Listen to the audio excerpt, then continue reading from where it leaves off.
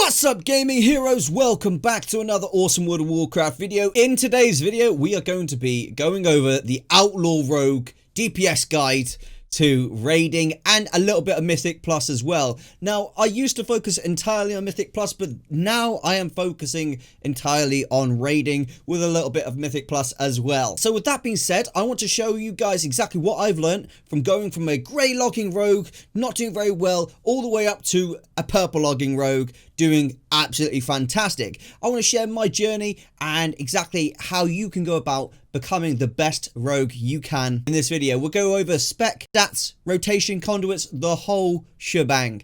So let's get into the video. Okay, so first as first, let's look at the spec that we are using. This is the raiding spec which you should use as an Outlaw Rogue. You can also use Marked for Death instead of Deeper Stratagem. However, I find there are so many things in raiding that you should really be focusing on, like mechanics and everything like that, that I actually think it's a better choice to go for Deeper Stratagem so that you have less to focus on while you're raiding.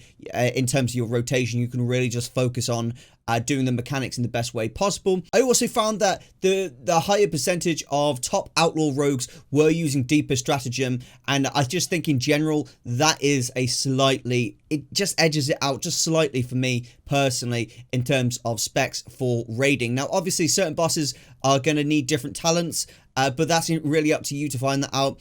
For myself, however, this is the typical spec that I use when I raid.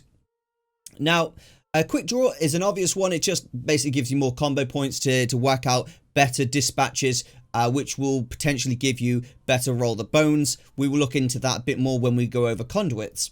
So we go for quick draw, acrobatic strikes. This is so helpful in raiding and Mythic Plus. It's unbelievably helpful. Just being able to hit from a little bit further away. It means you don't have to stand in stuff on the floor all the time, which is so annoying as a rogue, especially in Shadowlands. A Deeper Stratagem, we've already mentioned, is obviously great. I do use Marked for Death occasionally in raiding, but most of the time it's Deeper Stratagem, and Marked for the Death is one that I use for Mythic Plus.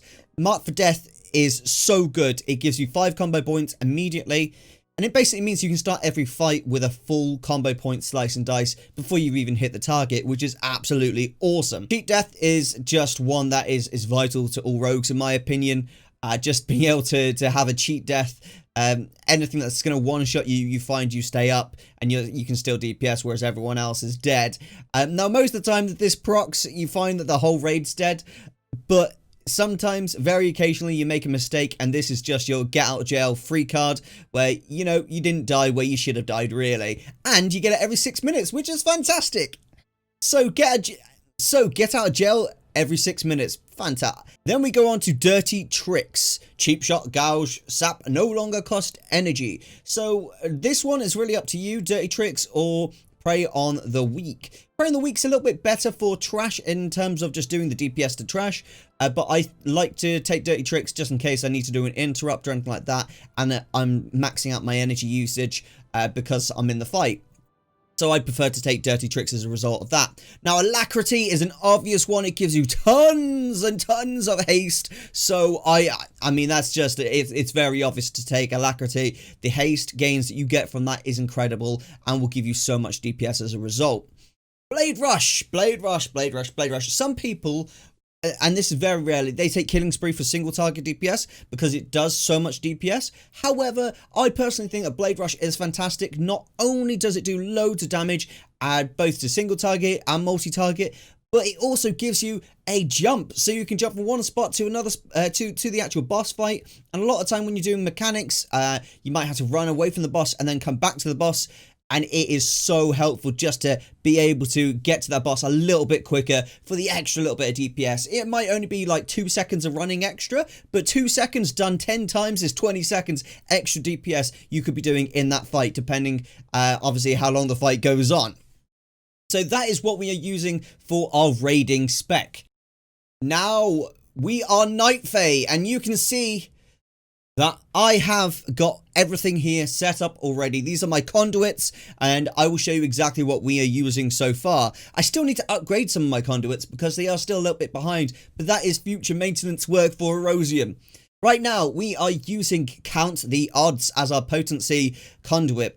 Count the Odds, Ambush and Dispatch have a 19.5 chance to grant you a Roll the Bones combat enhancement. This basically means that when you're in the fight and you get like a really lucky Roll the Bones and you're able to generate the combo points really quick, you just literally spam Sinister Strike and Dispatch so you get the higher chance of getting another Roll the Bones for free. It's so good. It's also really good if you want to do a quick reset and just Vanish, Ambush, and Dispatch. You get almost 2 extra chances of getting buffs. It's so good to maximize that conduit right there. Just we will show you that in the rotation, but that Count the Odds is so helpful in raiding. I know some people do like to use Sleight the Hand as well. However, I personally think that Count the Odds edges it out and it's slightly better. As a finesse conduit, I like to use Quick Decisions. This is mostly just because it's almost like another get out of jail free card. If you're in a bad situation, you're getting caught with your pants down, then you can just use your grappling hook and get out of that situation really quickly. Not only that, it also increases the range of your grappling hook, meaning you get additional chances of survival, which is always really good for a melee class in World of Warcraft Shadowlands.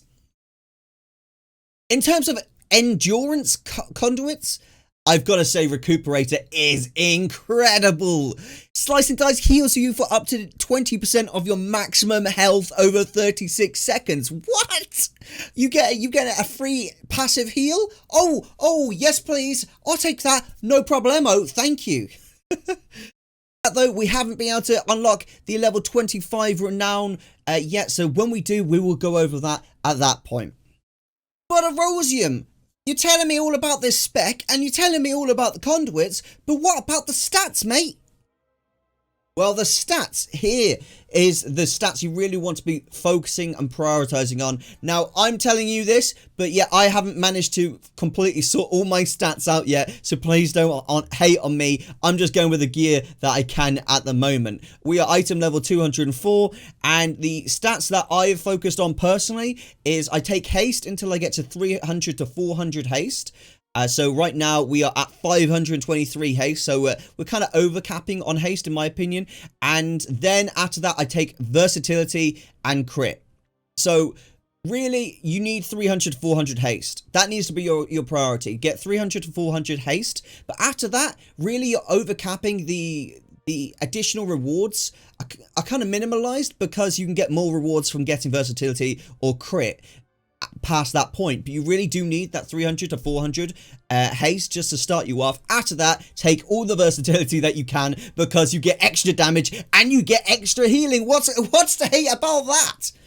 Past that, crit is obviously really good because it'll just give you overall more DPS. But yeah, we want to be focusing entirely on getting 300 to 400 haste, then everything should go into versatility and crit past that point. Now, obviously, agility is your primary stat, so always take agility if you can.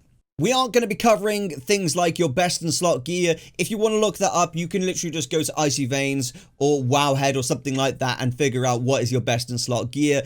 You can obviously see what I'm using here is the Bottled Flayed Wing Toxin and the Decanter of Anima Charged Winds.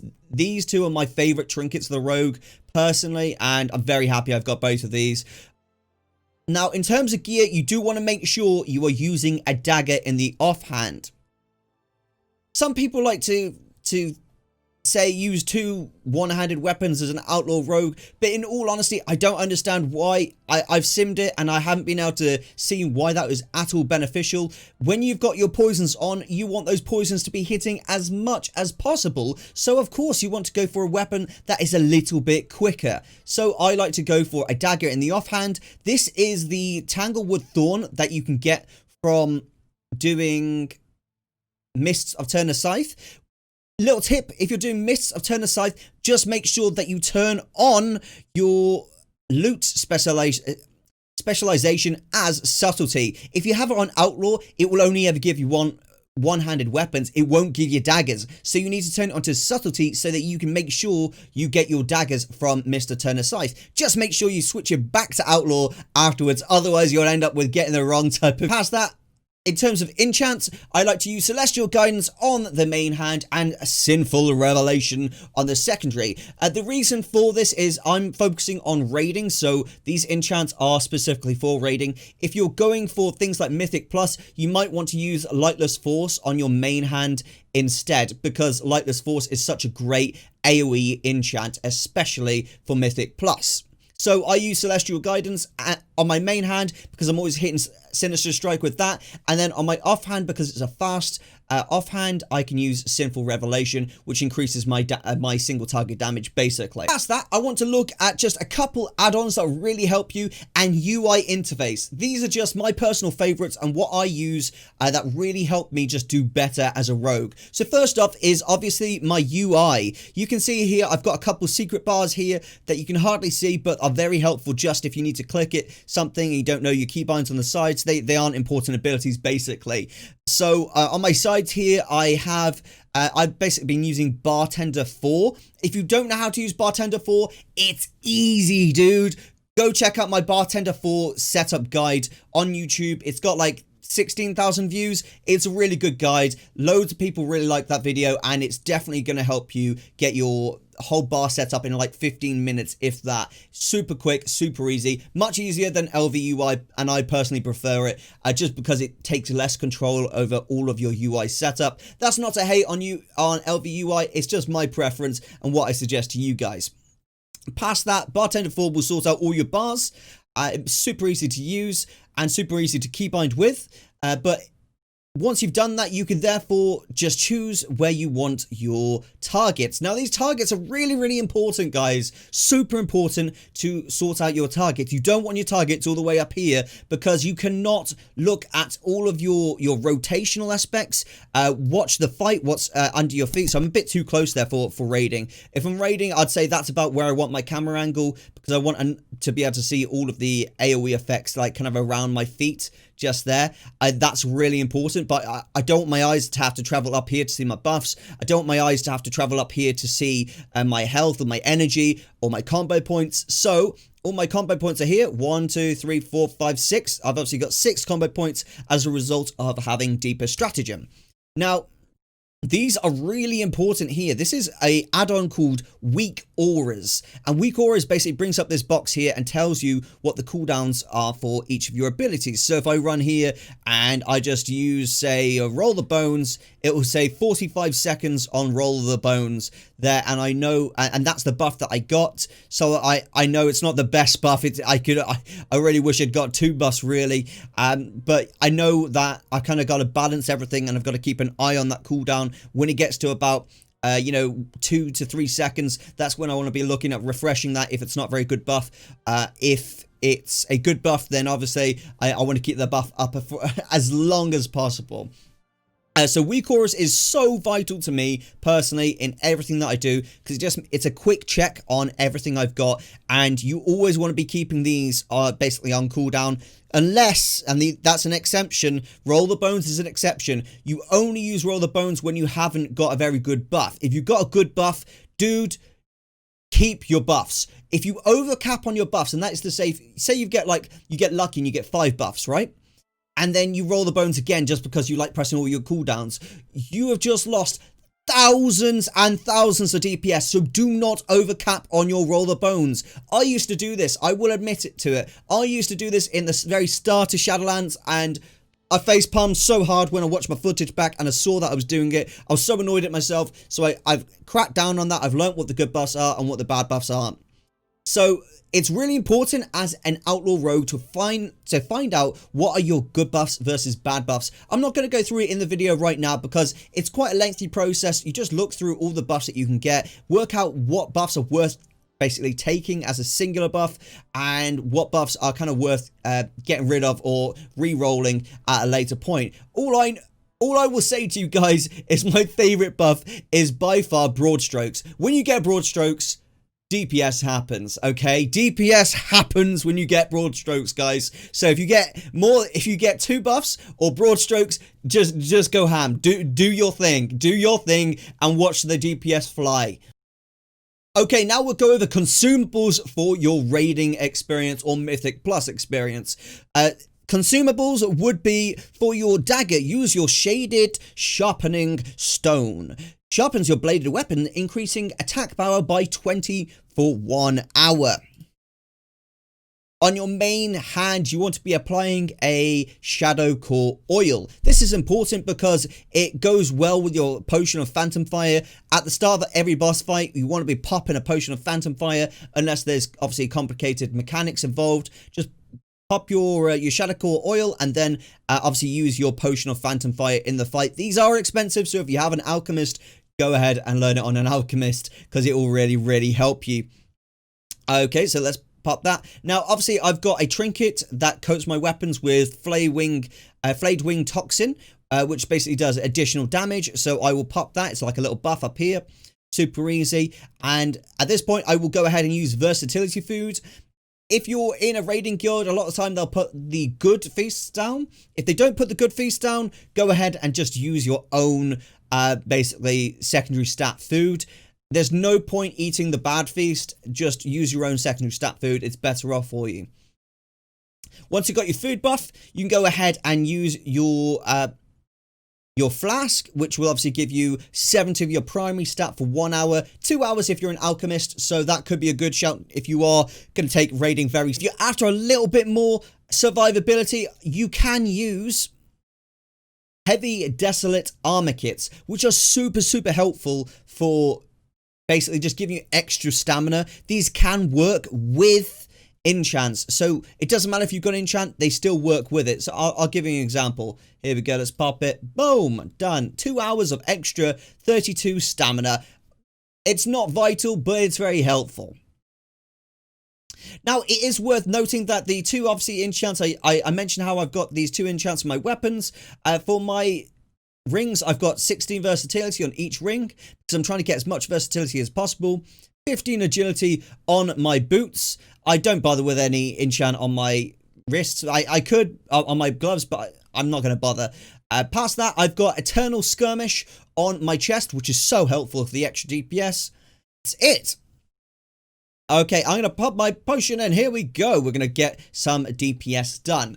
So my opener here as an Outlaw Rogue is, first of all, about 1 to 2 seconds before the fight, I will pop my Roll of the Bones. This is just to get my buff up nice and ready, so I have the chance of doing extra DPS or generating energy quicker or getting combo points even quicker. So as the fight starts, I will pop the Roll of the Bones, open with Ambush, and immediately, once I've done that, I will be popping Adrenaline Rush. This is because we are using the legendary Celerity. Now, Celerity, when Adrenaline Rush is activated, does an additional 8% damage. So if you use Adrenaline Rush straight after your ambush, you not only are you getting as much energy as possible, but you're also increasing the amount of DPS you're doing. Now, the second I've got to maximum combo points out of stealth and having used Adrenaline Rush, I'll be spamming Sinister Strike until I get to maximum combo points. At this point, I'll go ahead and use Between the Eyes, which will basically, it'll be a 6-pointer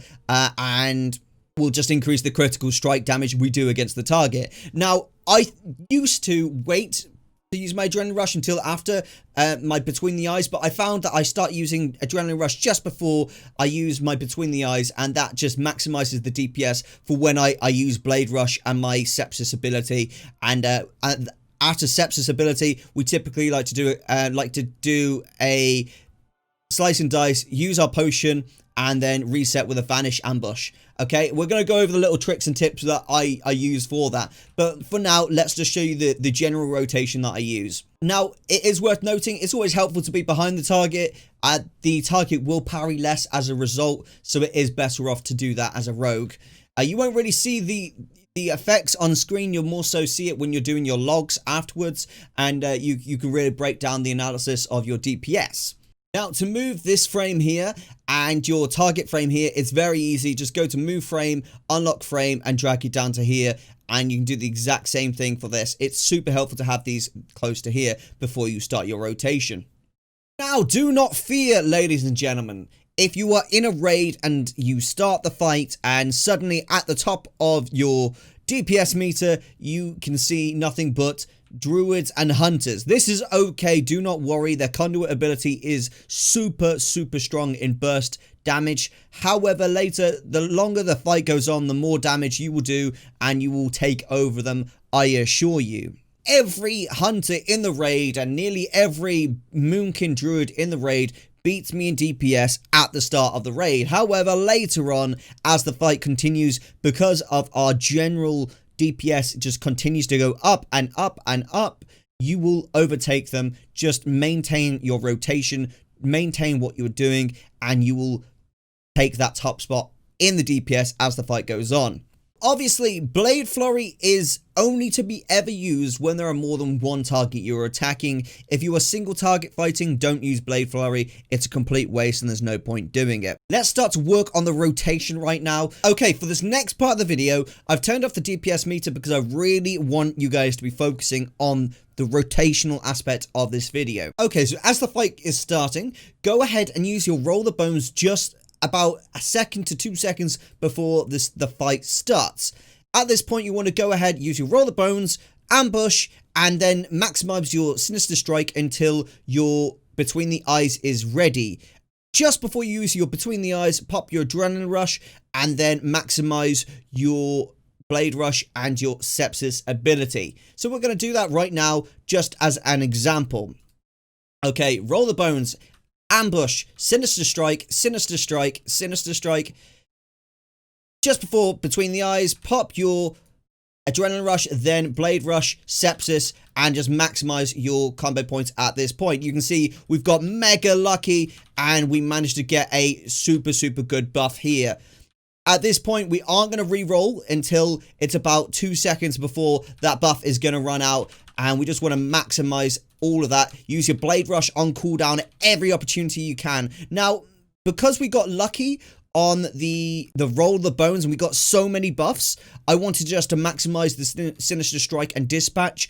Typically, if I don't really get that lucky, and I typically get 1 buff, sometimes 2, but most of the time it's just 1 buff, and the rotation is slightly different for that.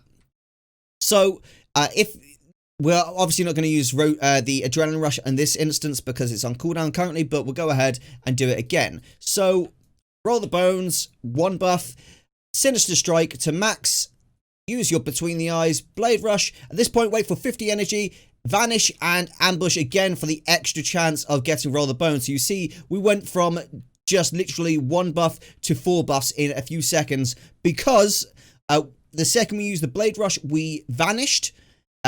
Basically, it's so important to wait till you get to about 40 to 50 energy before you vanish, because otherwise you'll have some downtime when you're stealthed. And then we immediately ambush and dispatch it straight away, and that will have a greater chance for your Roll the Bones to tick an additional buff, which will give you way more DPS as the fight goes on. But generally, guys, as you are leveling, you want to be ensuring that you are keeping all of these on cooldown, except for Roll the Bones in case you get a multi-buff. You don't want to be re-rolling those. If you aren't currently using weak auras, go ahead and download weak auras. It will help you so much. It is unreal. Okay, so let's do that again. Roll the Bones, ambush, Sinister Strike. Just before Between the Eyes, Adrenaline Rush, Blade Rush. Look at the buffs. We've got pretty good buffs here, so we're just going to finish those buffs off really quick.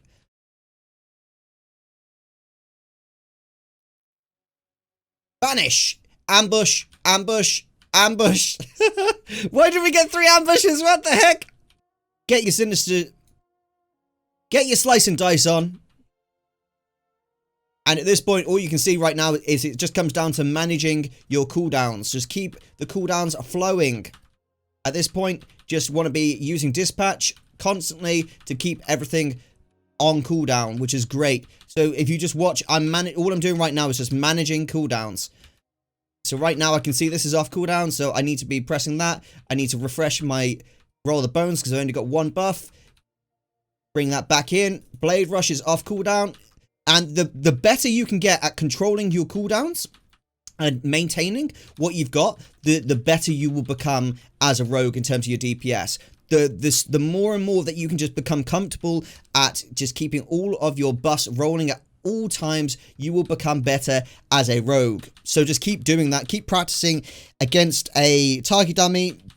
get used to using all of your cooldowns at all points. It will really, really help you. Don't forget, guys, your Vanish ambush ability is so important. Wait till you get to about 40 energy, Vanish ambush, get yourself an additional little bit of DPS, a little bit of chance to get extra roll the bones perks. And if you get broad strokes, just do your thing. Get some DPS on the board. And just watch the DPS meter climb and climb and climb. Okay, guys, I've turned the DPS meter back on for this video now, and we're going to go ahead and do our opener. Let's do this. Let's have a good time with it. I'm not the best rogue in the world, and I'm not going to pretend I am. However, I do know my rotation pretty good, and I really think that this video will help a lot of people become better at your Outlaw Rogue. If you do have any feedback, feel free to whack it in the comment section below. Always open to improvement. And if you can offer any advice to anyone in the comment section below, please feel free to do so. Just make sure it is good advice and you are someone who knows what they are doing. So I'm just going to end the video with me battering away at this raiding training dummy for the lulz. I will probably mess up because I am a potato, but that is the way of the potato life.